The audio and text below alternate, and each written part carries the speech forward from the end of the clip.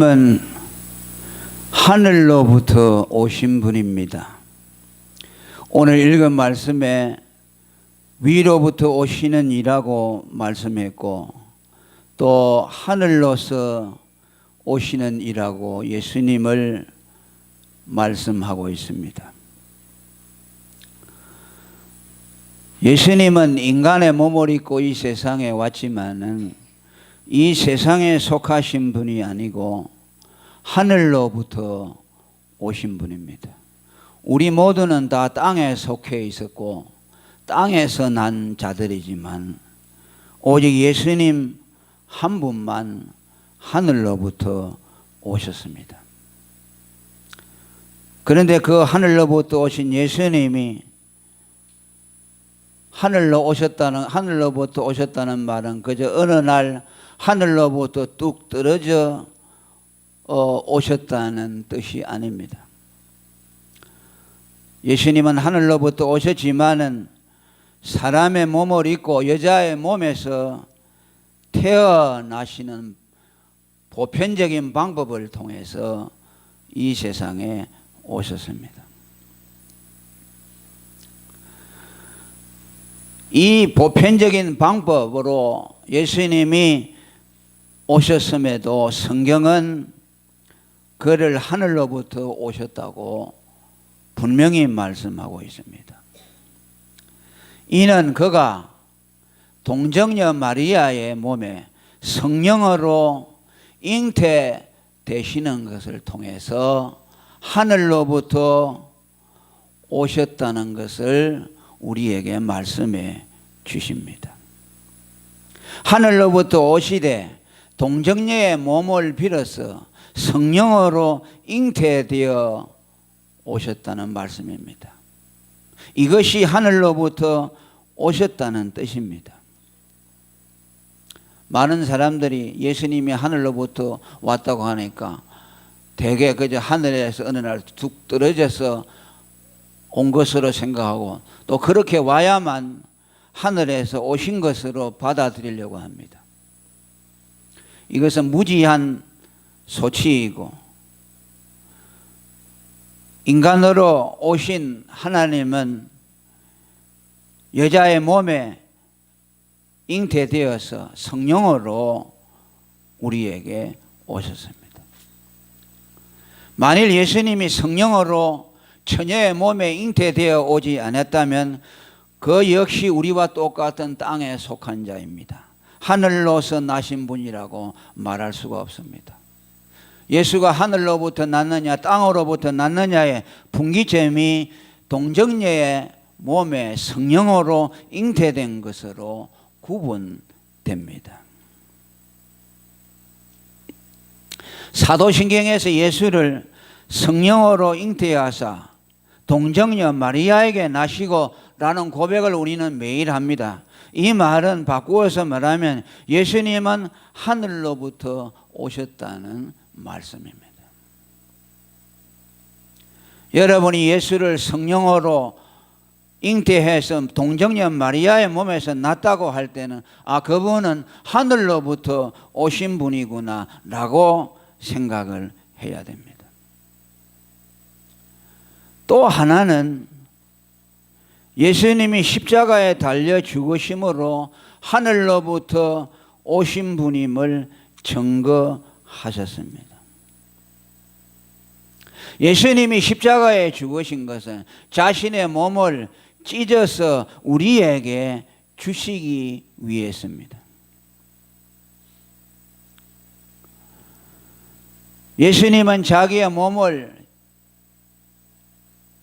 찢어서 마치 떡을 떼어서 나누어 주듯이 자신의 살과 피를 우리에게 나누어 주셨습니다. 이것을 성경은 요한복음 6장 5절에 나는 하늘로서 내려온 산떡이니 사람이 이 떡을 먹으면 영생하리라고 말합니다. 이것은 예수님이 십자가에서 자기의 몸을 찢어내어서 그 살을 우리에게 주심으로 우리에게 영생을 얻게 하셨다는 겁니다. 그래서 십자가에 죽으신 것은 바로 그가 하나님으로서 하늘로부터 내려온 산떡이라는 것을 우리에게 간접적으로 말씀해 주고 있습니다. 그분이 하늘로서 내려온 산떡이 아니라면 십자가에 달려서 자기의 몸을 찢으실 필요가 없습니다. 마태복음 26장 26절 이하에 성찬식을 하시면서 떡과 잔을 제자들에게 주시며 이것이 내 몸이라 하시고 또 나의 피 곧 언약의 피라고 말씀하셨습니다. 우리는 예수님의 살과 피를 먹으면서 그분이 하늘로부터 내려오신 분이라는 것을 믿고 고백을 합니다. 왜? 하늘로부터 내려온 산떡이신 그분만이 우리에게 영원한 생명을 주시기 때문입니다. 그래서 우리가 예수님을 하늘로부터 내려온 분이라고 고백하고 인정하기 위해서는 예수님의 죽음을 우리의 생명으로 받아들여야 합니다. 예수님의 죽음을 우리의 죄값으로 받아들이는 사람은 예수를 하늘로부터 오신 분으로 인정하는 것입니다.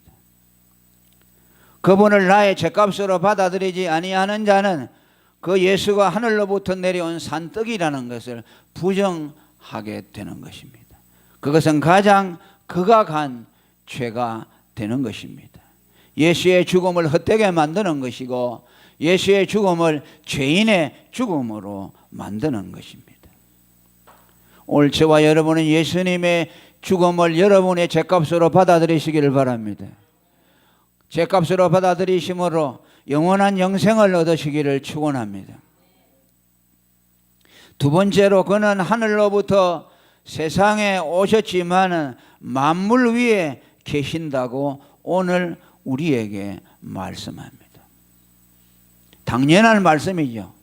땅에서 난 자는 땅에 속하여 있지만은 하늘로부터 오신 자는 땅에 속하지 아니하기 때문에 땅 위에 만물 위에 계신다고 말씀하는 겁니다.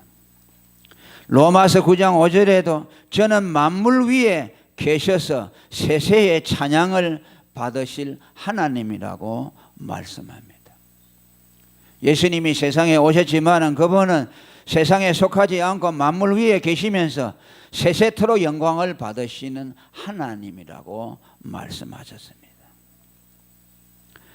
예수님이 세상에 오신 것은 자기가 창조한 이 세상에 오신 것입니다.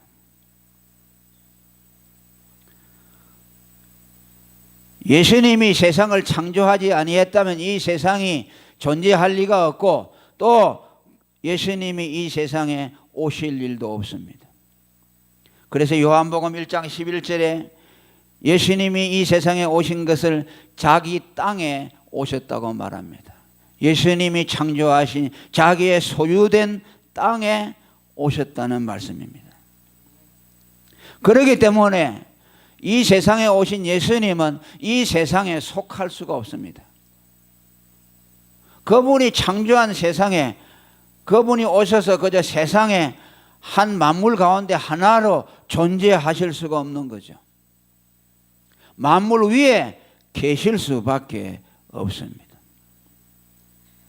요한복음 8장 23절에도 예수님이 사람들을 보고 너희는 아래서 났으니 이 세상에 속하였고 나는 위에서 났으니 이 세상에 속하지 아니했다고 말씀하셨습니다. 예수님이 만물 위에 계시다는 말은 만물의 지배를 받지 않고 만물의 통치자로서 계셨다는 말씀입니다. 그렇습니다. 예수님은 이 세상에 오셔서 33년 동안 거하시면서 만물의 지배를 받지 아니하고 만물을 지배하며 만물 위에 군림하셨습니다. 그런데 마귀는 어리석게도 예수님을 시험했습니다. 세상 만국의 영광을 예수님께 다 보여주시면서 내게 절하면은 이 세상 만국의 영광을 다 준다고 했을 때 예수님은 당연히 거부할 수밖에 없죠. 자기가 창조한 창조물인 세상의 영광에 미혹되어서 마귀에게 절할 리가 없습니다. 다만 하나님만 섬기라고 말씀하셨습니다.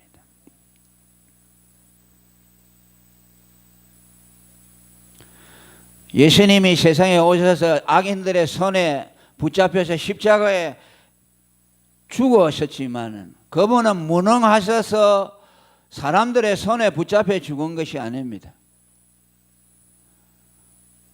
예수님을 죽인 그 자들이 누굽니까? 예수님이 창조한 피조물들입니다.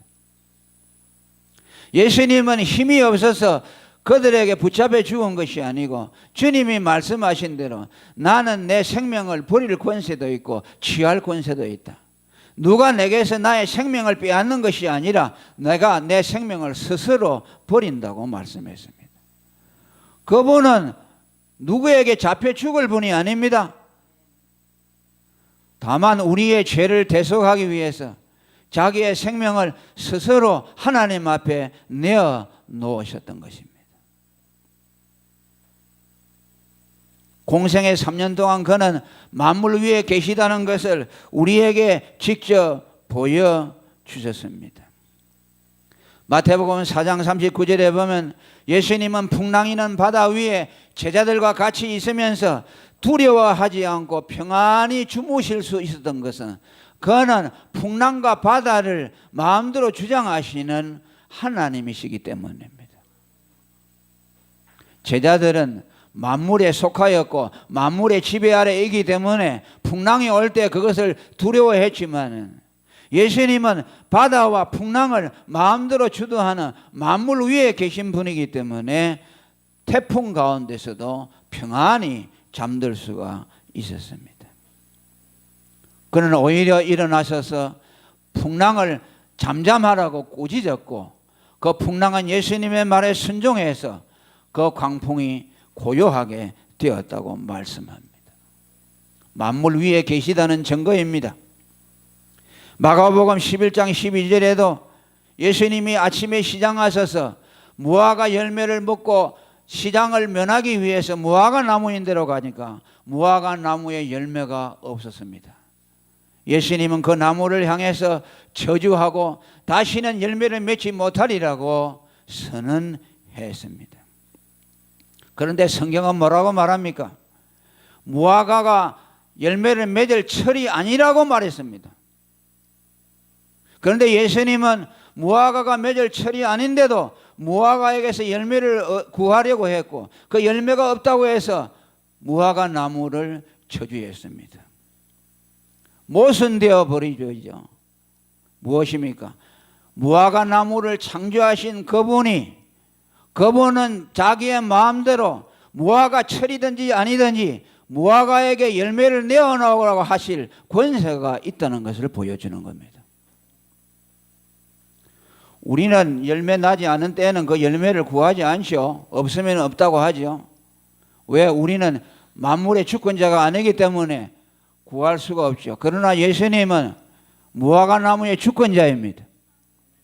무화과 철이 아니더라도 그 창조주 만물 위에 계신 주님이 열매를 내어놓으라고 하면 무조건 내어놓아야 됩니다. 그걸 내어놓지 않으면 그는 저주받을 수밖에 없다는 것이죠. 마태복음 21장 3절에도 나무 집에 나귀 새끼를 가져오라고 제자들에게 명령합니다. 이것은 절도에 해당됩니다마는 예수님은 제자들에게 무조건 명령했습니다. 무조건 가지고 오너라. 주인이 뭐라 하면 어떡할까요? 주가 쓰시겠다고 하라. 아멘. 무슨 권세입니까? 만물을 창조하신 만물 위에 계신 주권자의 권세로 명령하신 겁니다. 오늘 여러분들의 생명도 주님이 가지고 있습니다. 주님이 오라고 하면은 여러분은 가야 합니다. 여러분들이 가진 재물이나 건강이나 모든 것이 다 주님이 주권으로 주장하고 있습니다. 그분의 주권자됨을 인정하시기를 바랍니다. 그분 앞에 겸손하시기를 바랍니다. 여러분들의 마음대로 여러분들의 삶을 좌지우지할 수 없다는 것을 받아들이시기를 바랍니다. 베드로는 밤새도록 그물을 치고 고기를 잡았지만은 한 마리도 잡지 못했을 때 오른편에 그물을 던지라고 말씀했을 때 베드로가 순종하니 물고기가 그물이 찢어질 정도로 잡혔다고 말합니다. 그 물고기가 우연히 들어왔을까요? 물고기를 창조하신 예수님이 몰아넣어 주셨습니다. 만물 위에 계신 만물의 주권자임을 증거해 주셨습니다. 그분이 이 세상에 오셔서 사람들의 모욕을 받고 마지막에는 십자가에 달려 죽으셨습니다. 그렇게 하실 수 없는 분입니다. 죽으실 수 없는 분입니다. 만물의 주권자입니다. 사람의 생명을 마음대로 하실 수 있는 분이 자기의 생명을 악인들에게 내어 주셨습니다. 그리고 오늘 본문은 세 번째로 하늘로부터 오신 만물 위에 계신 그리스도는 위의 것을 말씀하시는 분이라고 오늘 본문이 증거하고 있습니다. 땅에 속한 자는 땅에서 났고 땅에 속한 말을 하거니와 위에서 난 예수님은 위에 계신 그 하늘의 천국의 말씀을 하는 분이라고 말씀합니다. 사도행전 1장 3절에도 보고 예수님이 부활하신 후 40일 동안 세상에 계시면서 하나님 나라의 일만을 말씀하셨습니다. 그뿐이 아닙니다. 3년 동안 공생에도 예수님은 천국에 대한 말씀만 하셨습니다. 이 세상의 일에 대해서 말씀하지 않았습니다. 가이사의 것은 가이사에게 주고 하나님의 것은 하나님께 바쳐라. 너는 이 세상에 너희는 세상에 살고 있으니까 세상의 일을 하지만은 그러나 너는 나의 것이다. 나의 백성이다. 나를 섬기라. 주님은 세상에서 어떻게 살아갈 것인가, 세상에서 살아가는 요령을 말해준 것이 아니고 하나님 나라의 일을 말씀해 주셨습니다. 우리는 교회 와서 세상에 살아가는 도리를 배우려고 하고 세상의 문제를 해결하려고 합니다. 예수님은 세상에 대해서 말씀하신 일이 하나도 없습니다. 그런데 이상해요. 우리가 하나님 나라에 초점을 맞추고 하나님께만 관심을 가지고 살면은요, 땅의 일이 저절로 되도록 하셨습니다. 뭐 예수님이 이 세상에 오셔서 돈 잘 버는 법 가르쳐 주셨습니까? 안 가르쳐 줬잖아요. 장사 잘하는 법 가르쳐 주셨습니까? 안 가르쳐 주셨습니다. 사람 관계 잘하는 거 가르쳐 주셨습니까? 안 가르쳐 주었습니다. 그런데 역사 이래로 교회사로 보면 하나님만 바라보고 하나님 나라 천국에 대한 소망만을 바라보고 사는 사람들은 이 세상에서 가장 지혜로운 자로 남았습니다. 할렐루야! 하나님 나라에만 소망을 가지면 이 세상에는 쓸모없는 사람처럼 우리는 생각합니다. 그런데 제가 가만히 보면요, 하나님 나라의 소망이 충만한 사람들이요, 세상에서도 지혜롭게 사는 사람들 봅니다. 아주 부지런하게 열심으로 살아요. 하나님 나라만 바라보면 뭐 기도만 하고 그냥 막 기도원이나 차야 돼요. 그렇게 생각해요. 그건 잘못된 사람들이요. 정말 하나님 나라만 바라보고 전도 열심히 하고 사는 사람들 있잖아요. 아주 세상에서도 열심히 살아요. 그리고 세상에서 머리들이 돼요. 우리는 이걸 깨트려야 돼요. 하나님 나라와 하나님께 소망을 걸고 그분에만 올인해서 살면 세상에서 나오자가 될 것이라는 그런 잘못된 생각을 버려야 돼요. 주님이 약속했습니다. 먼저 너희는 그의 나라와 그의 의를 구하라. 그리하면 이 모든 것을 너희에게 더하시리라. 아멘. 여러분, 이 세상에서 하나님의 복을 받고 잘 사는 사람들 한번 살펴보세요. 전부 천국의 소망을 가지고 있는 사람들이에요. 한두 분이 아니에요. 복음의 소망, 전도하고 주님의 일에 힘쓰는 사람들이요, 하나님이 세상의 일들도 잘 되도록 해줘요. 그런데 하나님 나라 천국에 소망 없고 하나님의 관심도 없고 그저 자기에만 몰입해 사는 사람들이 잘 될 것 같죠? 안 돼요. 그건 뭐 하나님 택한 백성 아닌 사람들이야 뭐 그건 하나님이 버려두니까 그렇지만 그가 하나님의 자녀라고 한다면 하나님이 그의 삶을 간섭하시기 때문에 그렇게 될 수가 없어요.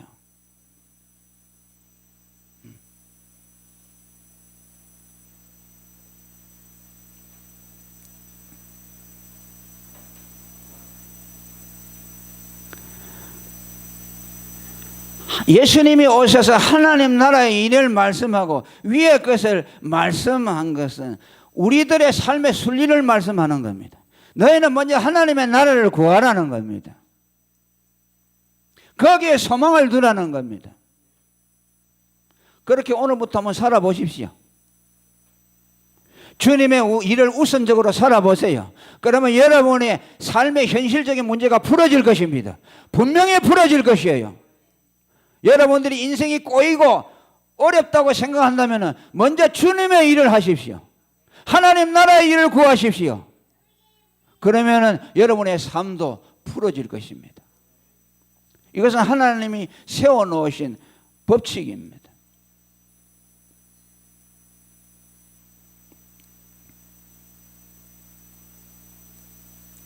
그런데 오늘 여기 이 본문은 또 다른 차원에서 말씀합니다. 그것이 뭡니까? 앞에 3장 12절에 보면 거듭남에 대한 말씀과 계속해서 연결지어져 나옵니다. 12절에 보면 내가 땅의 일을 말하여도 너희가 믿지 아니하거든 하물며 하늘 일을 말하면 어떻게 믿겠느냐고 할 때 여기 땅의 일이라는 것은 니고데모가 예수님에게 찾아와서 거듭남에 대해서 이야기하는 대화의 내용과 연결이 되어 있습니다. 예수님이 니고데모에게 사람이 물과 성령으로 거듭나야 하나님 나라를 볼 수 있다고 말해 주었습니다. 그러니까 이 말을 못 알아들었죠. 거듭나야 된다면 엄마 뱃속에 다시 들어가서 태어나야 됩니까? 라고 말하니까 너는 이스라엘의 랍비로서 이것도 알아듣지 못하느냐? 이것도 알아듣지 못하는데 하늘의 일을 말하면 너희가 어떻게 알아듣겠느냐 말합니다.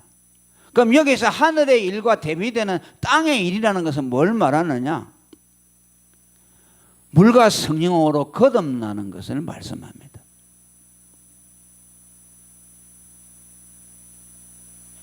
차원이 우리가 생각할 때 물과 성령으로 거듭나는 것도 하늘의 일처럼 보이죠. 아주 고상하고 이해하기 어려운 난해한 것으로 보이죠. 니고데모가 그랬듯이. 그런데 지금 이 두 말씀을 대비하고 있어요. 사람이 물과 성령으로 거듭나는 이것도 어렵다고 이해를 못하는데 하늘의 일을 말하면 너희가 어떻게 알겠느냐? 물과 성령으로 거듭나는 것이 결코 이해하기 쉬운 문제는 아닌데 이것도 어렵다고 말한다면 하늘의 일은 얼마나 더 어렵겠느냐는 말입니다.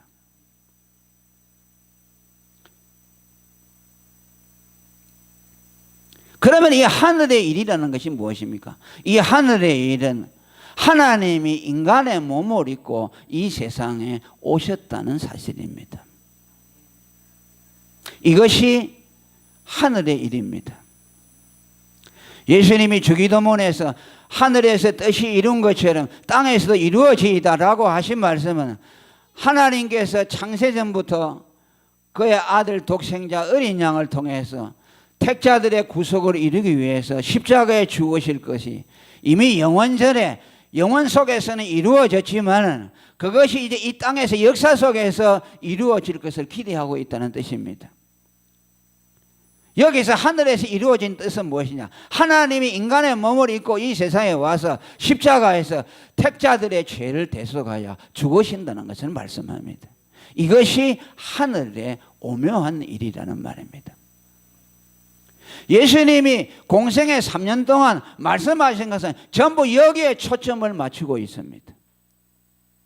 팔복에 대한 것, 산상수훈에 대한 것, 이적을 행하시면서 주님이 그 이적과 더불어서 말씀하신 내용들은 전부 하나님이 인간의 몸을 입고 이 세상에 와서 우리 죄를 대속해서 죽으신다는 것을 함의하고 있습니다.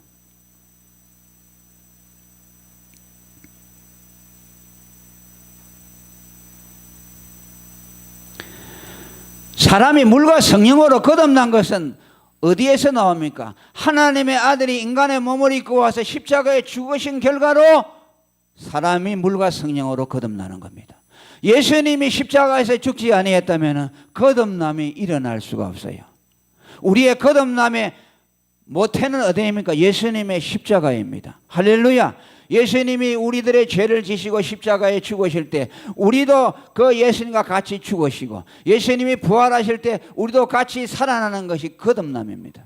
이것은 우리가 태어나기 전에 예수님이 아직 태어나지 않은 택자들의 죄까지 다 짊어지시고 예수님이 십자가에서 죽으셨기 때문입니다. 아멘. 그것이 이제 오늘 예수 그리스도를 믿음으로 말미암아 2000년 전에 이루어진 거듭남의 사건이 오늘 내게 시간과 공간을 초월해서 나에게 현실적인 것으로 다가오는 겁니다. 시간차가 없어요.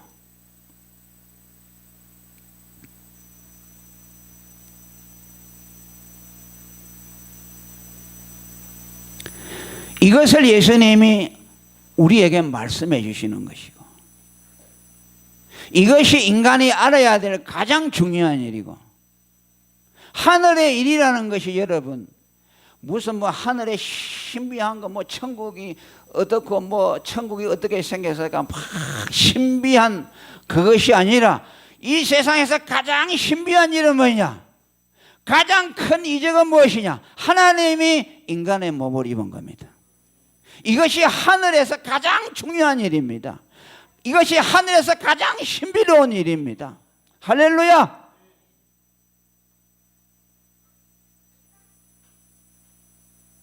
예수님이 물고기 2마리 떡 5개를 가지고 500여를 만들어 먹이니까 대단한 이적이라고 그랬죠. 저분 따라다니면 살 길이 있겠다 그랬죠. 그들은 예수님이 만들어낸 이적의 떡을 보고 따라다녔죠.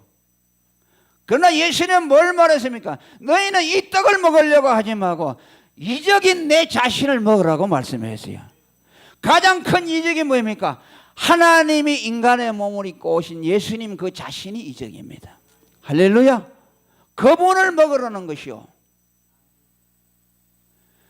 예수님이 만드는 이적으로 만들어준 떡을 먹으려고 하지 말고 하나님이 사람 되어 오신 산떡인 예수를 먹으라는 것이요. 그것이 그 예수가 가장 큰 이적이라는 것이요. 이 이적을 오늘 우리는 믿는 사람들이고 이 이적을 우리는 소유하고 있습니다. 이것이 하늘의 일입니다. 저는 이 이적을 깨달아 갈수록요, 이 세상에 무슨 이적이라는 것은 하찮하기 짝이 없어요. 무슨 뭐 예수님 뭐 누가 죽었다가 무슨 며칠 만에 살아나고 그런 것은요, 뭐 아무리 무슨 대단한 이적이 일어났더라도 하나도 신비롭지 않아요. 하나님이 인간의 몸을 입고 왔다는 이보다 신비한 일이 어디에 있어요? 이보다 놀라운 이적이 어디에 있어요? 그분이 와서 더구나 죽으실 수 없는 그분이 십자가에서 여러분들과 저의 죄를 담당하시고 죽으셨어요. 아멘.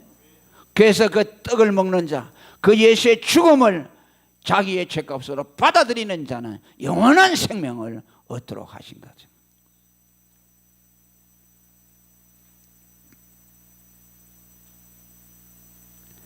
그리고 한 걸음 더 나아가서 예수님이 자신이 인간의 몸을 입고 오신 하나님이라는 이 증거를, 이 말씀을 예수님이 말씀하실 때에 이것을 듣고 받아들이는 자들은 하나님이 참되시다고 인쳤다고 오늘 33절에 말씀합니다. 무슨 말입니까? 하나님이 구약 성경에서 선지자들을 통해서 하나님이 인간의 몸을 입고 와서 그가 그리스도가 되어서 택자들의 죄를 지시고 죽으실 것이라는 그 예언이 예수 그리스도에게 와서 성취가 되잖아요.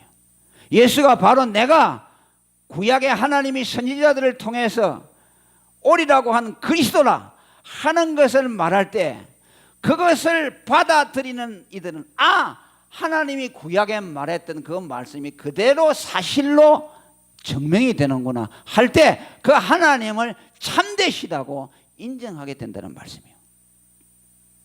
다시 말하면 예수님 당시에 예수가 사람의 몸을 입고 있는 하나님이라는 것을 그 증거를 받아들이는 사람들은 하나님이 참되신 분이라는 것을 받아들일 수밖에 없어요. 예수가 사람의 몸을 입고 온 하나님이라는 것을 받아들이지 아니하는 사람은 하나님을 거짓말하는 자로 만드는 것이요, 선지자들을 통해서 예언한 그 예언이 틀렸다는 것을 말하는 것이기 때문에 하나님도 거짓말하는 자가 되는 것이죠. 그러니 그들은 그것을 받아들이느냐 안 받아들이느냐에 따라서 하나님을 참되신 하나님으로 아니면은 하나님을 거짓말하는 자로 만들어 버린다는 겁니다. 그리고 또 한 걸음 더 나아가서 예수가 자신이 사람의 몸을 입고 있는 하나님이라는 것 증거를 할 때에 사람들이 그 증거를 받아들일 때에 그들을 하나님이 그들이 하나님을 참되다고 인쳤다는 말씀의 뜻은 무엇인가 하니까 참 하나님은 인간의 몸을 입고 오신 그분이 참 하나님이라는 것을 인정해 준다는 뜻입니다. 아멘. 좀 어려워요. 다시 말합니다. 예수가 내가 사람의 몸을 입고 있는 하나님이라고 자신을 증거할 때 사람들이 그 증거를 받아들이면은 그 증거를 받아들일 때 어떤 결과가 나타나냐, 어떤 것을 인정하게 되느냐. 하나님은 다른 데 있지 아니하고 사람의 몸을 입고 오신 이 예수가 참 하나님이구나. 하나님은 영어로만 계신 줄로 알았는데 인간의 몸을 입고 오신 하나님이 계시구나. 하나님은 삼위일체 하나님이구나 라는 것을 인정하게 된다는 뜻입니다. 이제부터는 하나님을 다른 데서 찾지 아니하고 사람의 몸을 입고 오신 예수에게서 하나님을 발견하게 된다는 뜻입니다. 그 예수가 참 하나님이라는 것을 인정하게 된다는 뜻입니다. 하나님에 대한 새로운 삼위일체적인 하나님의 개념에 대해서 예수님을 통해서 받아들임으로 하나님에 대한 참된 개념을 갖게 되었다는 말씀입니다. 34절에 보면 하나님의 보내신 이는 하나님의 말씀을 하나니 이는 하나님이 성령을 한량없이 주심이라고 말합니다.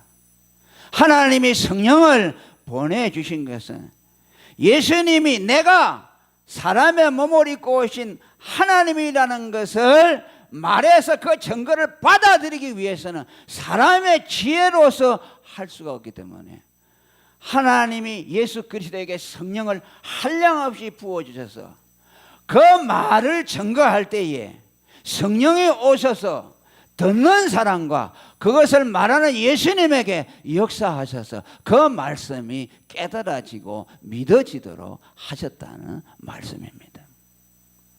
아멘. 그러지 않습니까? 니고데모가 말이죠, 여러분.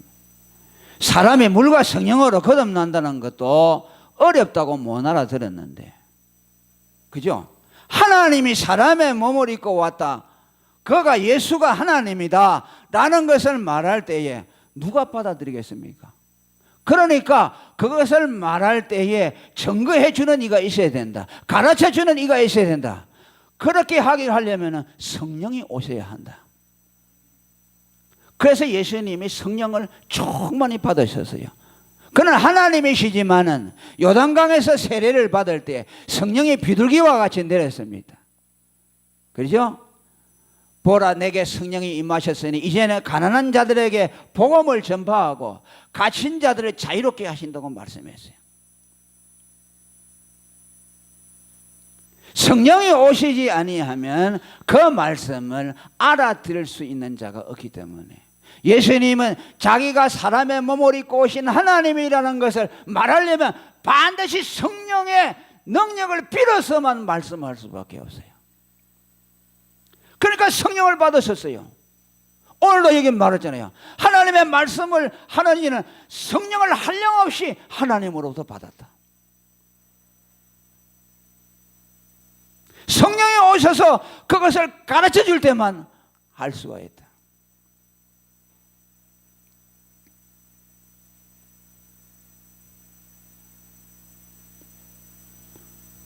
오늘 우리에게도 주님은 성령을 부어주셨습니다.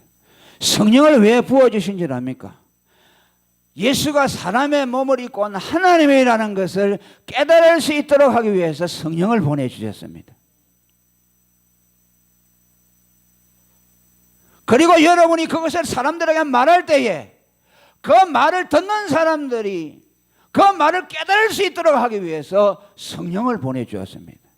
여러분이 성령을 받아서 그 말을 사람들에게 말하면은 여러분들의 생각은 이걸 알아듣겠냐고 여러분들은 의심할지 모르지만은 예수가 사람의 몸을 입고 온 하나님이요 그리스도라는 것을 말하기만 하면 여러분에게 있는 성령이 오셔서 그 사람들에게 듣는 사람들에게 그것을 깨닫게 해주고 믿어지게 한다는 말씀입니다. 그래서 예수님이 제자들에게 그가 죽으시고 성령이 오실 때까지 예루살렘을 떠나지 말라고 했습니다. 그가 오신 이후에 가서 예수님의 대속의 복음을 전하라고 말씀하셨습니다. 여러분, 베드로가 예수님을 보고 뭐라고 했습니까? 주는 그리스도시요 살아계신 하나님의 아들이라고 말했습니다. 할렐루야! 그때 예수님 뭐라고 했습니까? 바요나 시모나 복이 있다. 이를 내게 알게 한 이는 혈육이 아니요 하늘에 계신 너희 아버지라고 말합니다. 성령이라고 말하지 않았어요. 왠지 압니까? 그때는 성령이 오시지 않았어요. 그러잖아요. 그때는 하나님이 직접 개개인적으로 고백할 수 있도록 만들어졌어요. 성령이 오시지 않았어요. 그러니까 예수님의 제자들이 많지만은 독특하게 베드로만 예수가 하나님의 아들이고 사람의 몸을 입고 온 하나님의 아들이고 그가 우리 죄를 위해 죽으시는 그리스도라는 것을 고백하게 했다. 그건 네가 안 것이 아니고 하나님 하늘에 계신 아버지가 너에게 가르쳐서 알게 했다. 그 다음에 성령이 오시고 난 이후에는 어떻게 됩니까? 각 사람에게 거하는 성령이 우리들에게 그 말씀을 할 때에 깨달아지게 한다. 제가 여러분들에게 말씀할 때 이건 성령으로 하는 말씀이에요. 성령이 여러분들을 가르치면 그걸 믿어진다고 말이에요. 성령을 왜 보내줬냐? 성령은 예수가 하나님의 아들이라는 것을 알려주기 위해서 오신 것이요. 여러분들이 그것을 말하는 것에 대해서 말해 증거해 주기 위해서 오세요. 다른 건 다 부수적인 것이요.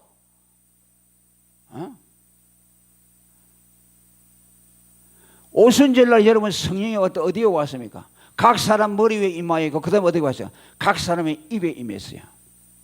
입에 임하니 방언했다고 그랬어요. 그건 뭐입니까? 이제 너희가 복음을 말할 때에 그 복음을 말하는 입에 성령이 오셔서 증거해 주실 것이다. 그가 택한 백성이라면 예수가 그 사람의 죄를 위해 십자가에서 죽으신 사람이라면 그 말을 하면 성령이 와서 그 사람을 반드시 믿어지도록 할 것이다. 택한 백성이 아닌 사람은요 해봐야 못 알아들어요. 또 때가 안 된 사람은 몇 년 더 기다리라 계속 듣는 중에 나중에 알게 된다. 10년 뒤에 깨달은 사람도 있고 20년 뒤에 깨달은 사람도 있고 죽기 전에 깨달은 사람도 있을 것이요. 그러나 택한 백성이 아닌 사람은 그 말을 해도 알아들을 수가 없어. 왜? 하나님이 그들의 귀를 멀게 하고 눈을 멀게 했기 때문에, 성령의 거듭남이 없기 때문에 그 말을 들을 수 있는 귀가 없어요. 그러나 우리는 낙심할 필요가 없어요. 왜? 우리는 누가 택한 백성인지 아닌지 모르기 때문에 우리는 이 복음을 전해야 합니다. 예수가 하나님의 아들이라는 걸 전해야 합니다. 그래서 그 사람이, 예수님이 그 사람, 지금 말을 듣고 있는, 복음을 듣고 있는 그 사람의 죄를 위해서 십자가에서 2000년 전에 죽었다고 한다면 그 말씀을 할 때 성령이 반드시 그 사람에게 가르쳐 주실 거예요. 그 사람이 천에 하나 있고 만에 하나 있을 수 있어요. 100사람 중에 하나가 있을 수가 있어요. 그러면은 그 사람은 그 복음을 받아들여야 되죠. 그러니까 성령이 없이는 복음을 전할 수가 없어요. 성령은 이미 여러분들에게 와 있습니다. 아멘. 이미 믿어진다는 것이 성령으로 오신 거예요. 그래서 믿고 우리는 말씀을 해야 돼요. 사람이 알아듣는 말 하지 마세요. 전도할 때 사람이 못 알아듣는 말을 해야 합니다. 아시겠어요? 통역자가 있어야만 하는 말을 하셔야 돼요. 그죠? 종교적인 말을 하면 안 돼요. 종교적인 것은 인간의 지성으로 이해할 수가 있어요. 그러나 예수가 하나님의 아들이고 그가 우리 죄를 위해 죽으신 그리스도라 하는 것은 인간의 이성으로 말할 수 없고 반드시 통역자가 있어야 돼요. 아멘. 그 통역자가 성령이요. 성령이 오셔서 가르쳐주지 아니하면 알아들을 수 없는 외국어를 말해야 된다 그 말이에요. 그래서 복음이라는 건 뭐냐? 방언이요. 사람의 지혜로 가르칠 수가 없어요. 그러니까 성령을 의지하고 사람이 못 알아듣는 말을 해야 돼요. 이 세상에서는 알아들을 수 없는 말을 해야 돼요. 그 종교적으로 전도하는 사람은 어떻게 합니까? 예수 안 믿어보세요. 좋아요. 안 믿는 것보다 좋아요. 마음이 편안해요. 예수 믿으면요 뭐 일도 잘 돼요. 그거요, 그건 종교적인 전도입니다. 그거는요 성령이 오시지 않아요. 성령이 오셔서 가르칠 필요가 없어요. 왜? 지성으로 다 깨달을 수 있잖아요. 지성으로 깨달은 믿음은 구원을 얻을 수가 없어요. 아멘. 상식에 근거해서 깨달아지는 믿음이 있죠. 그걸 사람의 지혜 위에 세운 믿음이라고 하는 것이죠. 그 믿음 가지고는 천국에 못 들어가요. 사람의 지성으로 못 알아듣는 말, 외국어를 해야 한다 그 말이에요. 예수는 사람의 몸을 입고는 하나님이십니다. 그분이 우리 죄를 위해 죽은 그리스도입니다. 이건 세상에 어디 가서도 못 듣죠. 철학에 있습니까? 상식에 있습니까? 윤리에 있습니까? 없어요.